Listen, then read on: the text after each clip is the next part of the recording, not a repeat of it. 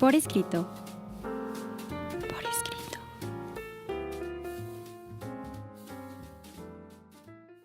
Eleva tus sentidos. Estamos en Radianáhuac, que es tu programa por escrito, y el día de hoy nos acompaña. ¿Qué tal? Sean muy bienvenidos. Mi nombre es Cecilia Durán Mena y seguimos atrapando lectores y escritores para nunca dejarlos ir. Un servidor, Juan Carlos Padilla, Lalo en producción, las redes sociales, por favor. Nos pueden contactar en Facebook en Revista por Escrito, en Twitter con @por escrito, también en Instagram en @revista por escrito, en Spotify en Por Escrito. Tenemos también nuestra página web www.porescrito.org y en el canal de YouTube Por Escrito, y nos pueden escuchar todos los miércoles a las 9 de la noche en Código Libre.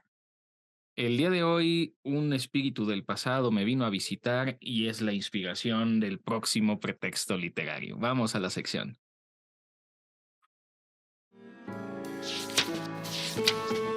Pretextos literarios.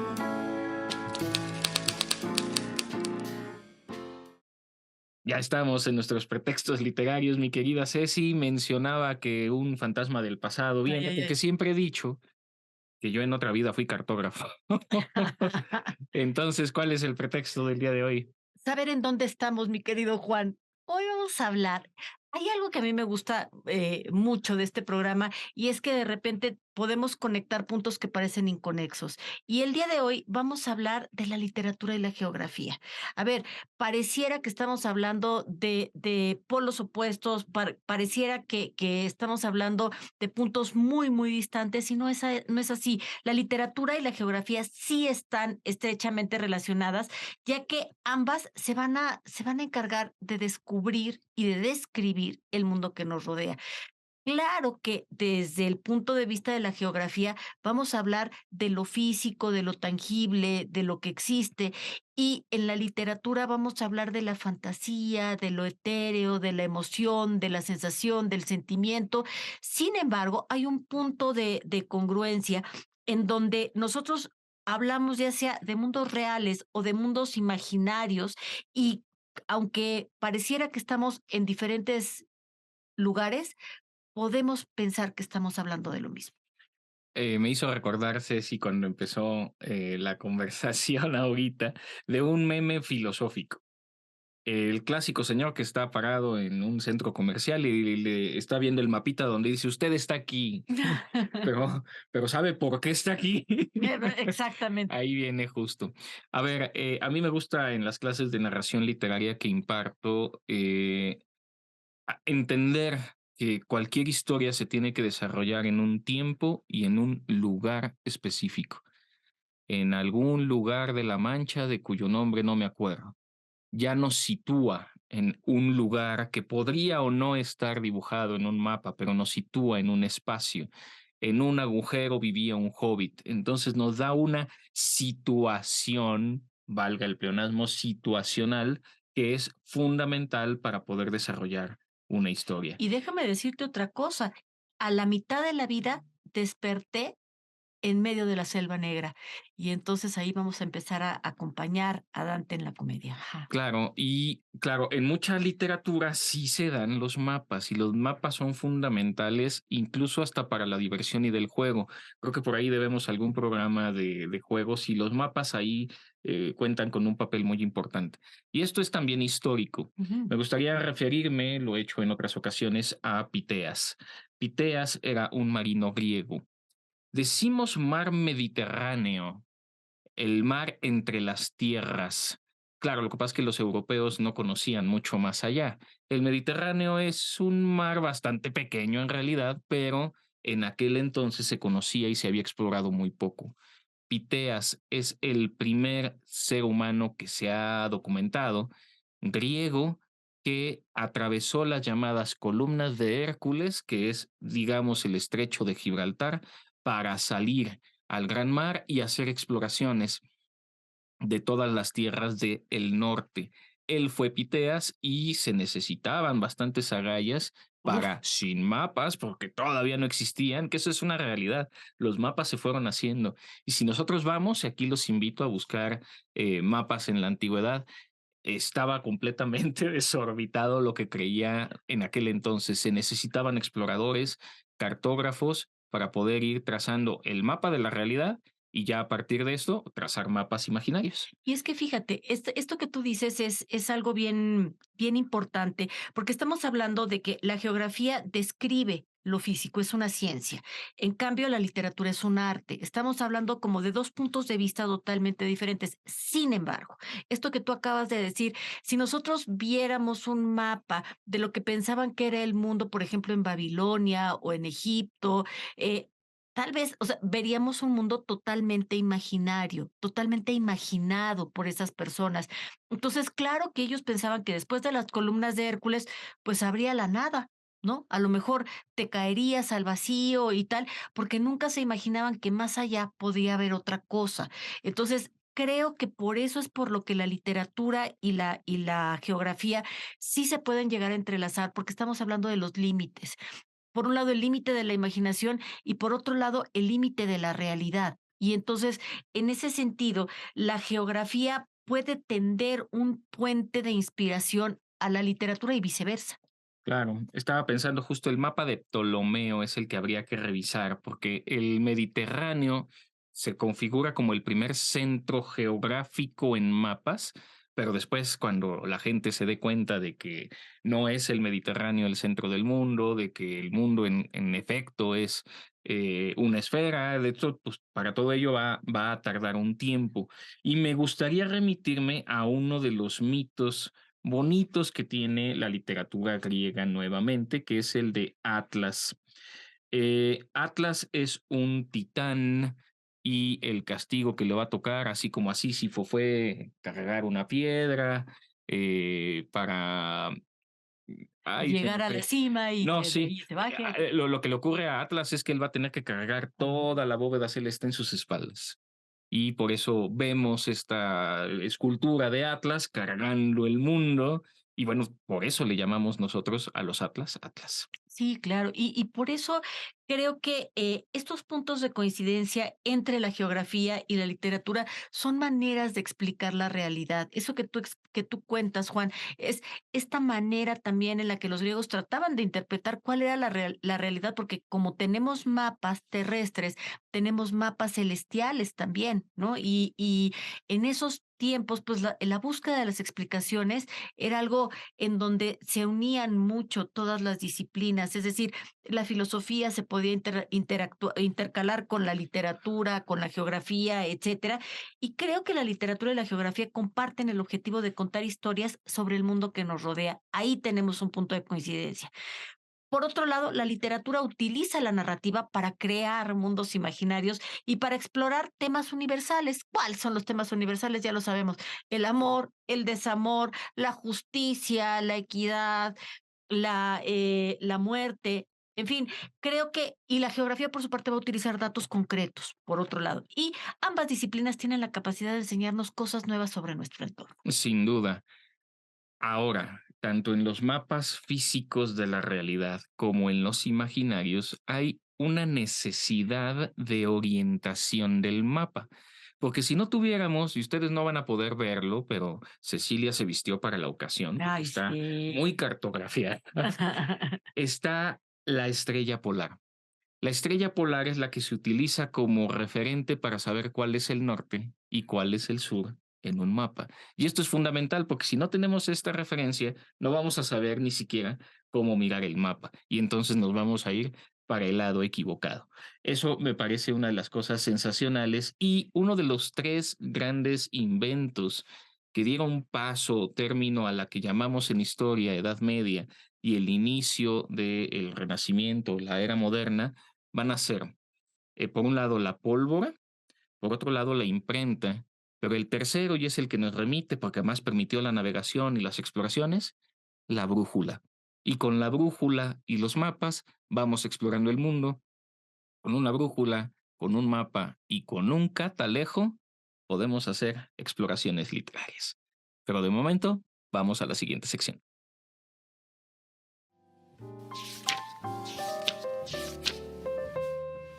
Lo desconocido.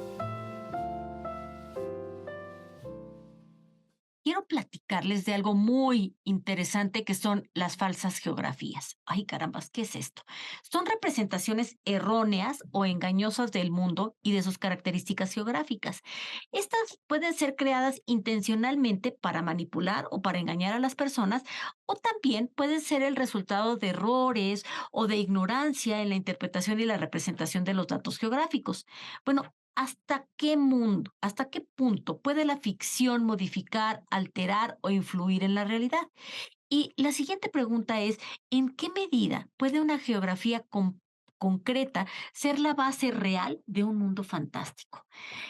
Guiándonos por estas preguntas, nos podríamos poner a pensar en ciertos escritores y fotógrafos que salieron en búsqueda de territorios donde otros autores ya habían participado, ya habían escrito de ellos. Por ejemplo, Juan Carlos Sonetti, Andrea Camarelli o Juan Benet situaron las historias que contaron en sus libros. Sabían de antemano que ninguno de estos sitios existía, pero por lo menos, tal y como fueron descritos por sus creadores, parecía que fueran algo concreto. Entonces, narraban una realidad construida con seguridades falsas. Estas crónicas, estos cuentos, estos ensayos contenían mapas e instantáneas en blanco y negro, resultado de esta aventura intelectual en la que se reunieron regiones imaginarias, que fue como una especie de antología que convierte en cercanos y en tangibles un puñado de lugares ficticios que podemos encontrar en la literatura de antaño y en la literatura contemporánea. Por ejemplo, una falsa geografía es el mapa de Mercator, que es una proyección cilíndrica que distorsiona la forma y tamaño de los continentes para favorecer la navegación. En este mapa, los países cerca del Ecuador aparecen más pequeños de lo que realmente son, mientras que los países que están cerca de los polos aparecen alargados, más grandes de lo que son en realidad. Otro ejemplo de una falsa geografía es la idea de que en África, el continente sea denominado como un país. A ver, África es un continente súper diverso, tiene 54 países diferentes por lo menos. Esta representación errónea es muy común en los medios de comunicación y en la cultura popular y puede contribuir a la ignorancia y a aumentar los prejuicios hacia las personas y hacia las culturas africanas. También las falsas geografías pueden ser utilizadas para manipular y para controlar a las personas. Por ejemplo, el gobierno puede crear un mapa que exagera la importancia de su propio país y minimiza la importancia de países vecinos o enemigos. Algunos ejemplos de los que más me gustan de falsas geografías son mi queridísimo Comala, de mi apreciadísimo Juan Rulfo. También los murmullos, este antecedente de Pedro Páramo, que está inspirada en el pueblo de Tuxcuesco, un pequeño pueblo de Jalisco. O Santa María de Juan Carlos Sonetti, que es un espejo de ciertas áreas de Montevideo y del Río de la Plata. O Envigata de Andrea Camerelli, que degusta los mismos platos que en Sicilia, por lo que resulta fácil deducir su ubicación.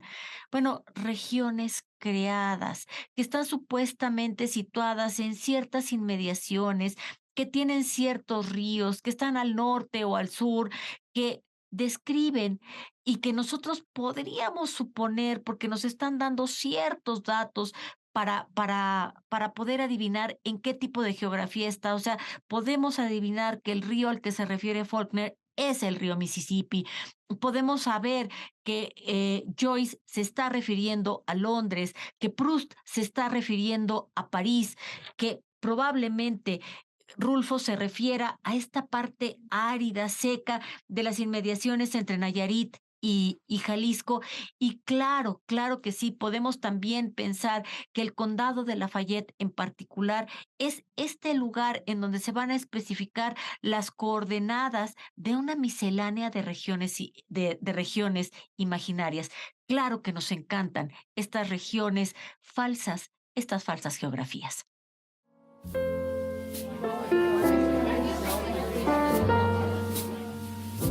Conversaciones. Hemos llegado ya a nuestras conversaciones, mi querida Ceci, y si me lo permites, me gustaría remitir a algo que no es que sea un secreto, pero es un poco conocido y tiene que ver con por qué se llama este continente como se llama. ¡Ay! Fue Cristóbal Colón quien descubrió, entre comillamos, aunque me parece muy razonable y honorable el que lo haya hecho, porque aunque los vikingos pudieran haber llegado al norte del continente, pues no lo hicieron en un afán explorativo, o si lo No. hicieron en afán explorativo, no en afán de conquista, con todo lo positivo y negativo. Pero no conocemos este lugar, sí como colonia, pero se llama América.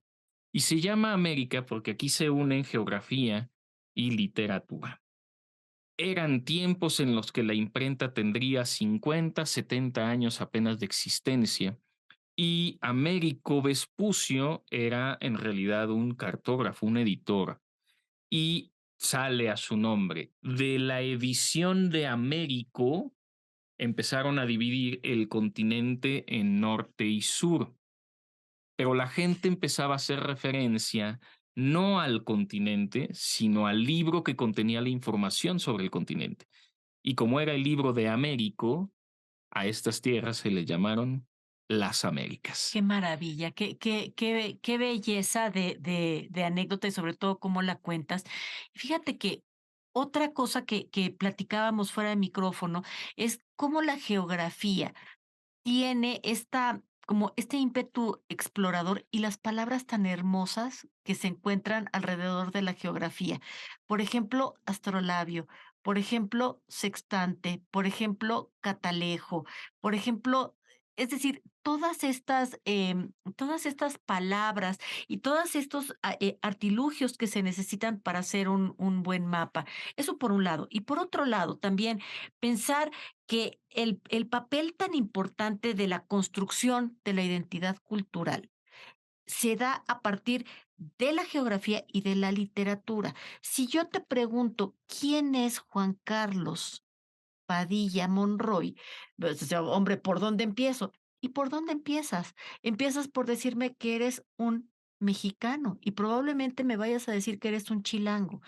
Es decir, el lugar donde nacemos es un lugar que nos va a dar identidad. Y luego ya me dirás que eres o comunicólogo o filósofo según nos vaya conviniendo, pero nos va generando también el principio de nuestra historia. Y el principio de nuestra historia visto como ese lugar que Diosito, la circunstancia, el mundo nos eligió para ponernos ahí. Eso sí que nos está generando toda esta identidad que además nos va a heredar tradiciones, que nos va a heredar mitos, leyendas, cuentos, gastronomía, en fin, economía, Pensamiento y lenguaje. pensamiento y Sin ir lenguaje. más Juan. lejos, me hizo también pensarse, sí, no quiero desviarme mucho, pero el cuerpo humano, el cuerpo de cada uno de nosotros también es una cartografía. De hecho, jugamos mucho como si los lunares fuesen estrellas. Yo por ahí tengo constelaciones y creo que también es una metáfora muy bonita. Ujú. Sí, quizá en un recorrido diferente al geográfico, pero nosotros también somos territorio, nosotros también somos geografía. Sin duda. Y estas disciplinas por eso tienen este importante papel en la creación de algo que tú acabas de decir de una manera tangencial, y es la comprensión profunda del ser humano. ¿Cómo es que un mexicano es diferente a un guatemalteco? Aunque estemos geográficamente unidos, y cómo los latinos podemos ser diferentes a los nórdicos, y cómo los europeos son diferentes a los asiáticos. Y entonces estoy hablando de puras referencias geográficas. Porque ser y estar en español se separan, pero en inglés no, porque somos estando. Eso es interesante, es un poco más filosófico. A ver, estoy casi seguro que toda la gente que está en cabina, a la que mandamos saludo, por supuesto, no saben lo que Ceci sí me va a poder decir. ¿Qué es la guía Roji? Ay, Dios bendito, eran unos mapas, era el Waze no digitalizado. Todos traíamos, bueno, mi papá lo cuidaba como si fuera el tesoro más grande en la guantera del coche. Por supuesto. Porque Eso- además si te perdías ya tenías trazadas algunas notas de cuando te perdías en determinadas zonas, por supuesto. Y además era con una precisión maravillosa. La familia Roji por muchísimos años se dedicó en un monstruo de ciudad como la Ciudad de México a trazar cada una de las calles. Era maravilloso, verdaderamente. Ahora Google ya lo hizo también, ¿no? Con cierta autorización, pero bueno, voy a dejar eso para otra ocasión. Pero hago referencia a la guía Roji y a los planos, porque no solo es la geografía, sino también la local. A mí me fascina poder explorar cómo está construida una ciudad, darnos cuenta, ahora que se dice que si el calentamiento global fuera lo suficiente, terminaría inundado California, Ujú. terminaría inundado Ámsterdam. Y claro, cuando uno entiende la orografía, la geografía, puede darse cuenta de este tipo de situaciones. Y me quedé pensando también en, bueno, son mapas, planos, geografía y ahorita una moda muy interesante que es la de los terraplanistas, que sería muy interesante poder platicar con ellos en cómo se traza este mapa. Y sin duda, y además hablamos, por ejemplo, de mapas que se trazan en obras literarias. Para mí, uno de los mapas más interesantes que se han trazado es el que dejó Dante plasmado en la comedia. Doré hizo unas representaciones, unas láminas de lo que es la orografía del infierno, la composición de las terrazas del purgatorio y las esferas del paraíso, que son verdaderamente interesantes porque Dante fue muy preciso. Dante como poeta sabía perfectamente, o sea, nos dejaba clarísimo ver cómo se iba a cruzar la laguna Estigia, cómo nos íbamos a encontrar con Caronte, cómo íbamos a llegar al primer, segundo, tercero, cuarto, y además iba para abajo, o sea, porque el infierno de Dante es un embudo. Que va hacia el centro de la tierra, que es en donde se encuentran los peores pecadores, los traidores. Todavía no existía profesionalizada la cartografía en tiempos de Dante y por eso las referencias que ellos hacen, porque son 9 círculos del infierno y 9 espacios celestes, está más bien relacionado con la astronomía. Pero Ujú. después va a ser la geografía la que va a arrebatar un poco ese espacio al espacio exterior por ser mucho más cercano. Y Y yo Dante estoy conocía a Ptolomeo, o sea, conocía muy bien el movimiento que iban a tener los astros, por eso pudo hacer un mapa del paraíso tan preciso, ¿eh? Y nosotros necesitamos mapas o asumimos que existen mapas en historias literarias, por ejemplo, en Un capitán de 15 años de Julio Verne o en La isla del tesoro. Estas historias de piratas requieren mapas para que los personajes puedan encontrar el lugar que vienen buscando. Claro, y luego, bueno, pensemos también en cuándo estuvieron más íntimamente relacionados la literatura con la geografía.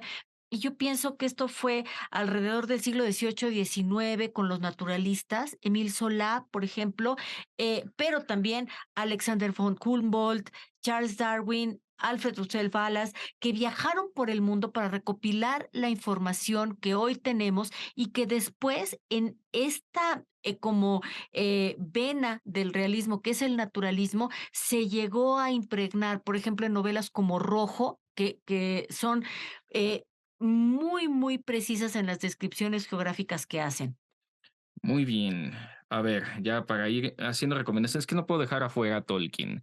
No, claro que Tolkien no. era muy mal dibujante, pero trazaba sus mapas. Él entendía que no se puede hacer una novela de un viaje de unos seres a destruir un anillo sin un mapa.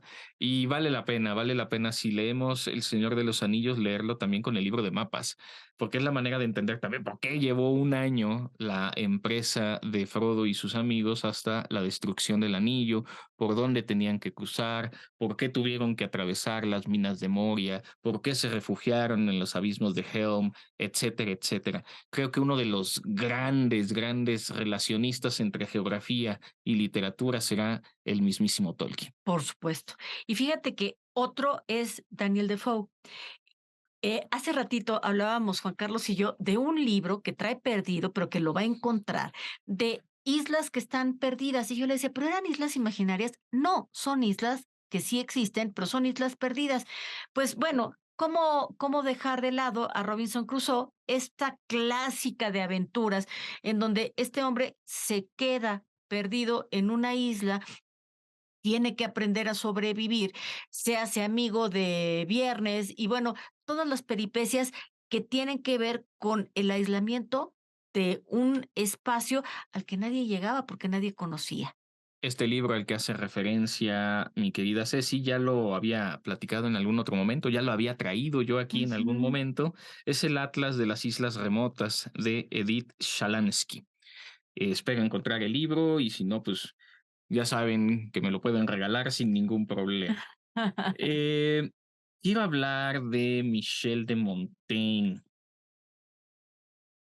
Sabemos que es el padre del ensayo, pero él tenía problema de piedras en la vesícula cuando no había Ay, mucho sí, qué horror. conocimiento sobre esta situación y le recomendaron hacer un viaje a Italia.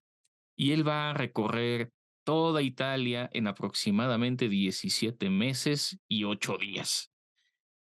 Va de pueblo en pueblo porque le dicen que las aguas de determinado manantial son benéficas para curar las piedras en los riñones, ¿no? Y de hecho él mismo va describiendo estas sí me funcionaron, estas no me funcionaron, aquí estoy peor, acá la comida me cayó muy mal, y hace todo un libro de viaje. Yo no sé si exista, debería de existir, un libro que trace todo el recorrido que va haciendo, porque además lo hace con muchísima precisión. De Roma a, me voy a inventar porque no he estado por Italia, Florencia, hay X número de millas, y entonces nos fuimos a caballo y los tuvimos que rentar. En fin, todo un trazado de viaje que hace Michel de Montaigne para tratar de curarse las piedras en la vesícula. Fíjate que me Llega en la hiciste vesícula, no en los riñones, Ent perdón. fíjate que me hiciste recordar, hay una cosa que se llama el Codex Fiori. El Codex Fiori es el autor es anónimo, fue seguramente algún monje franciscano que empezó a catalogar todas las plantas medicinales que hay en México. Entonces, estas estaban digamos, en la capital de la Nueva España, estas estaban más cerca de la Villa Rica de la Veracruz, y estas más cerca de Acapulco, etcétera, ¿no? Lo que conocían en ese tiempo y se lo llevaron y lo resguardaron en el Archivo Vaticano. Y ahí se quedó perdido. Resulta de que el sacerdote que era el traductor de Juan Pablo II se lo encuentra un día y dice, ah, caray, mira nada más qué cosa tan bonita me acabo de encontrar. Eran aquellos años en los que México no tenía relaciones diplomáticas con el Vaticano y Juan Pablo II, recién electo Cierto. papa, va a venir a México. ¿Y sabes con qué llegó de regalo el papa? Con el Codex Fiori. Qué interesante y qué bonito. Y hablando de cosas bonitas, a mí que me gustan las cosas bonitas, Ese libro es traje para padrísimo. presumir, es muy bonito. Este lo conseguí en Suecia, está en sueco. Cartor, claro, nosotros le llamamos Atlas porque nosotros, lengua romance, tomamos esto de el Atlas griego. El Cartor, de donde vendrá cartografía, tiene otras raíces indoeuropeas. Pero lo que es muy bonito es un libro ilustrado, es un libro infantil en realidad, pero creo que regalarle un atlas a Ay, está un bien bonito. niño es lo mejor que le puedes dar para enamorarlo de la posibilidad de viajar. Y por eso no importa que esto esté en sueco. De hecho, uno puede aprender, por ejemplo, que la palabra Bjorn significa oso. Aquí vienen nada más los nombres más populares en todo el nórdico. Es un extraordinario regalo, un atlas para aprender banderas, para aprender idiomas, para aprender geografía. Hay muchísima gente y no me van a mentir, quédense hasta el ultimátum, porque el ultimátum que hace Mark Está Twain, que vamos a leer al padrísimo. final, es fantástico. Fíjate que yo quisiera hablar ahora de una autora súper contemporánea. Ella es una autora polaca, Olga, a ver cómo se pronuncia, Turkarczuk. eh, no sé hablar polaco, pero bueno, ella en sus libros habla mucho de geografía. Verdaderamente ella es maravillosa, tiene muchísima obra publicada, La ciudad en los espejos, El viaje de los hombres del libro, Un lugar llamado antaño, Casa Diurna, La muñeca y la perla, conciertos varios, pero el último, que se llama, uno de los últimos, que se llama Los Errantes, habla de viajeros migrantes y de lo que es la geografía y los límites de las fronteras. Es un libro verdaderamente para volverte loco, está muy padre. Y ahorita que te escuchaba, estaba imaginando, claro, decimos que la memoria es un mapa también. Son como los mapas de la memoria, sí, por supuesto, solo que son mapas quizá que ya no se vuelven a usar. Yo quisiera referir a una serie de libros, es una trilogía del autor Philip Pullman, él es británico. Sobre todo la primera novela que se llama, corresponde a una trilogía denominada La materia oscura. El primer libro se llama Luces del Norte. Este libro se quiso después hacer película y querían hacer la trilogía, pero fue poco exitoso como libro. Y se hablaba precisamente de brújulas, catalejos y mapas. La segunda entrega se llamaba La Daga y la tercera El Catalejo Lacado. Esta trilogía está muy emparentada, es más contemporánea, sobre brújulas, sobre mapas, sobre catalejos, y vale la pena como literatura juvenil. Recibió muchísimos premios. Desgraciadamente, cinematográficamente no fue exitosa. Ay, qué pena. Y te digo las palabras, Juan La Carlos, las Brújula Dorada se palabras, llamó qué la belleza. película, 2007, si mi memoria no me falla. Y yo quisiera hablar de Yukio Mishima. Ya hemos hablado del controversial Mishima. Él tiene una novela, El marino que perdió la gracia del mar. Imagínate nada más la poesía de ese título. Esta novela cuenta la historia de un joven marinero que se une a una secta filosófica. Tiene sus detalles como autobiográficos, ¿eh? Y se enfrenta a un conflicto moral mientras navega por el Pacífico. La geografía del océano, la cultura japonesa, son los elementos destacados de esta narrativa. Y bueno, ya sabemos que Yukio Mishima tiene esta forma muy japonesa de escribir después de la gran derrota de Japón. Y este es una delicia de libro, ¿eh? ¿Qué te parece el título de Gillian Cross? Un mapa de ninguna parte. Qué maravilla, qué bonito. Es un título muy bonito, habrá que buscarlo. Yo sí había oído del libro, no lo he leído, El mapa de ninguna parte, pero esto me remite a un pequeño fragmento que quiero compartir a continuación de Máximo Gorki. Sobre la Tierra de la Virtud, alguna vez ya lo había leído aquí. En su novela Los bajos fondos, el defensor del proletariado, Máximo Gorki, relata la historia de un pobre hombre que sobrellevaba la vida en Siberia diciéndose, cuando se sentía desanimado y con ganas de morir: no es nada, puedo soportarlo, solo aguantaré un poco más y después me voy a marchar, lo dejaré todo y me iré a la tierra de la virtud. Un día llega a Siberia un científico exiliado con libros, con mapas, con planos y con diversos instrumentos. El pobre hombre, al enterarse, acude a su presencia para que le indique en sus mapas la correcta localización de la mítica Tierra de la Virtud.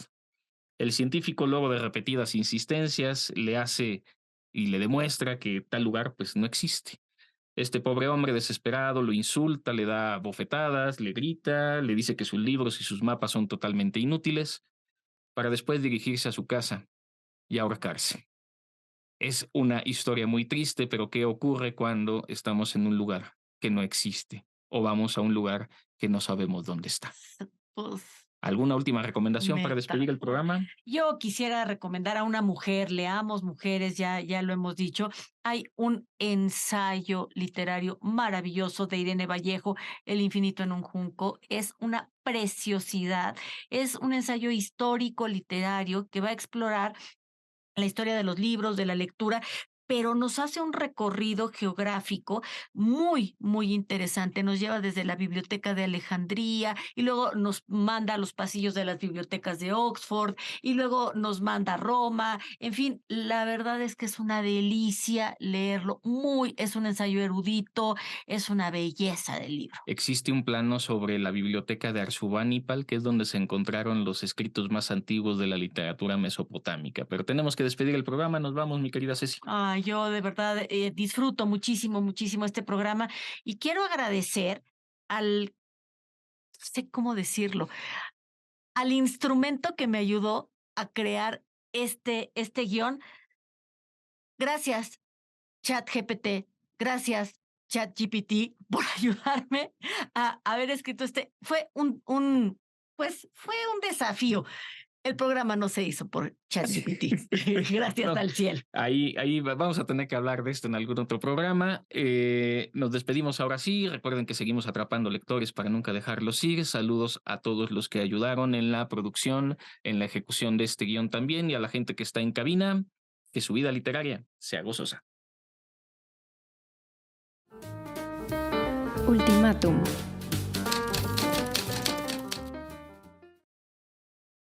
Dios creó la guerra para que los estadounidenses aprendieran geografía. Mark Twain.